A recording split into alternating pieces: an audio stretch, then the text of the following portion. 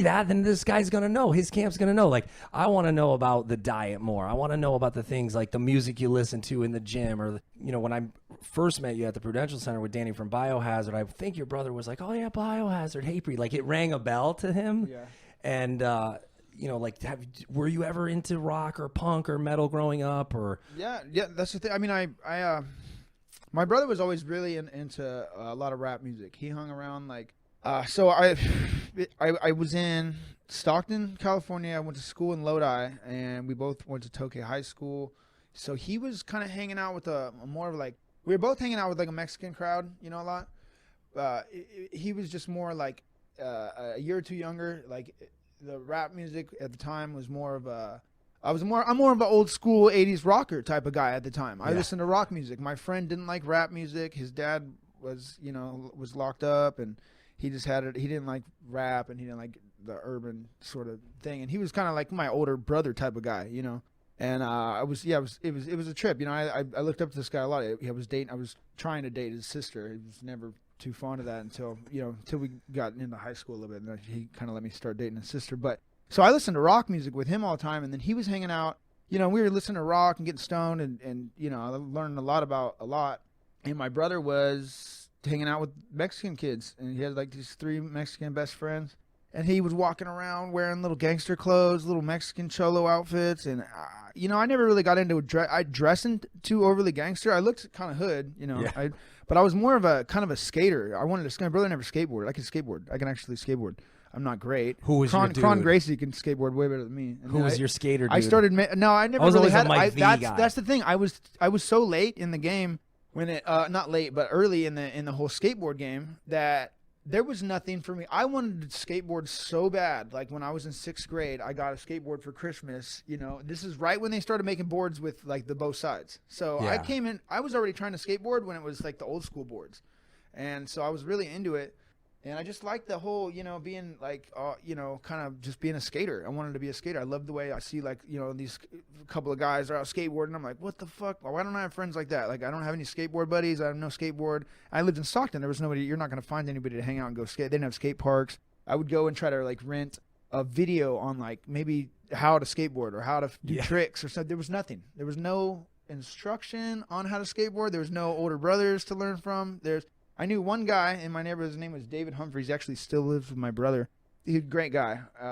He was, one of my best friends, about 4 years older than me, and he was a really good skateboarder. When I met him, we were in the back of David's school, and he was just hauling ass on his skateboard, jumping these huge gaps, and I was just like, "You're nuts!" And he was, I was like, I love this guy. I want to hang out with him. I want to skateboard with him, and I was all about that life until I realized that there's nobody skateboards except for me. So I, started training jiu-jitsu at some point in time. Like, when I got into high school, I was just kind of done with the whole skating thing. Nobody was skating. Yeah. Then, like, once I was done skateboarding, all of a sudden, all these skateboarder kids came in. There's, TV shows and all the good stuff came in. Tony Hawk video games. All of a sudden, there was a skate park. By the time they built a skate park in Stockton, I was totally done skating. But it's good, though. I probably got hurt. I mean, I bought a motorcycle, too. I always wanted to ride a motorcycle. Nobody would ever trust me or let me ride a motorcycle, drive a car. Nobody teach me how to drive. They're like, no. They didn't think I was very responsible, which is fair enough. I mean, like, yeah, I was a little bit different. But they, nobody wanted to help. I had no guidance. Nobody wanted to let me ride a fucking motor. My cousin got to ride the motorcycles. My grandfather had these motorcycles. And my cousin's hopping on these things, jamming out down the road. But by the time I'm the age where he got to do that, like, I'm totally out of the picture. I'm like, yeah, I'm half Mexican. He's white on my mom's side.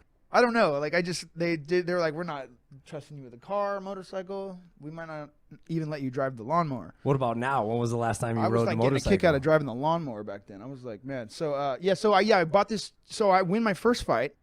For $400, I bought a Honda 250R 3-wheeler. Nice. So this fucking thing, it was a sand dune machine, and I learned how to ride on this thing. It had 6 gears, and water cooled. And this thing was a beast, man. I almost ate shit one time. I was flying down the side of these railroad tracks, and there's this telephone pole laying across the thing, and I'm like, oh shit! I'm going like 40 miles an hour. I think I'm gonna hit this thing and do like 3 flips. Went right over it. I was like, oh my god, I'm not gonna get rid of this bike. So after I learned how to ride a little bit, and then Still have that bike? No, I learned how to work the clutch, and I sold it back to the guy I bought it from. I was like, I better, I got fights coming up. I'm like, I'm gonna get hurt. So this dude that was listening to rock, was he like an AC/DC, Guns N' Roses, or was he like more like the hair metal? Metallica, and just a lot of hard rock that we used to listen to. And then from there, I moved out of my grandparents' house, which is like right on the border of Lodi and Stockton, 8 Mile Road, and I moved back over on into Murata, into this place I bought a house. I still live there now. But what the hell was I saying? I'm over here glitching out. Oh, about the music, because because the Bay Area. Music, think about it. You got so motorcycles. much. I'm like, what? So, anyways, also the skate rock scene was big in Northern California too. Yeah, and I mean, and the thing, and then from there though, I was a stoner. Like I was hanging out with a skateboard. I smoked some weed. It wasn't gonna, it had nothing to do with me being good at going to school or having good attendance. I got moved around too many schools to ever, catch up or keep up, and I wasn't very good at copying off the board from day one. I was like, I don't have the attention span for any of this, so I never did good in school. But when I was hanging out, and I was the guy that knew how to get some weed though after a while, and I had this foster kid that went to my school in 7th grade. I made friends with, and we went and scored some weed. And he was a fucking badass dude. I would box with this guy, and I was fanatical about fighting or boxing or being able to whoop whose ass or what. And so I'd always get this dude to box, and he's a black kid, and he was strong. He had matured a little faster. He used to be bigger than me. I ended up being taller than him when we got older. But I put on the gloves, and he'd knock me down. We got in fights together. He got in a fight with this one dude who was this little white boy type, sort of Okie, Peckerwood style type of dude. NorCal, generic NorCal dude. Just way back in the day, times have changed. But like, so he's fighting this dude, and they tried to put us both on Ritalin because, just basically if you didn't have good attendance, you got moved around to school and your parents didn't give a shit. They're like, here, put this kid on drugs. So, and that's another thing too, is like, people don't realize it. Like I was talking to these foreigners the other day, and I was like, yeah, I don't remember how we got into the conversation, but like, half the kids in school are on drugs. Half the kids on school are on methamphetamines, and nobody knows about it. It's not a big deal. It's like, oh, it's pharmaceutical. Right, Adderall and all that shit. That shit's not funny, man. It's like, are you kidding me? So that's why I never like got into. Who knows? I might be a dope head, right? Like, but by the time, they shoved so much meth down my throat in 2nd grade that by the time I got older and people were starting to smoke crank and do all that, I'm like, this is basically some strong ass Ritalin. I don't want none of that. Right. And so you I must never have seen a lot of that there. So I never got into it, and then I watched people just slowly fade away from pharmaceutical drugs and stuff.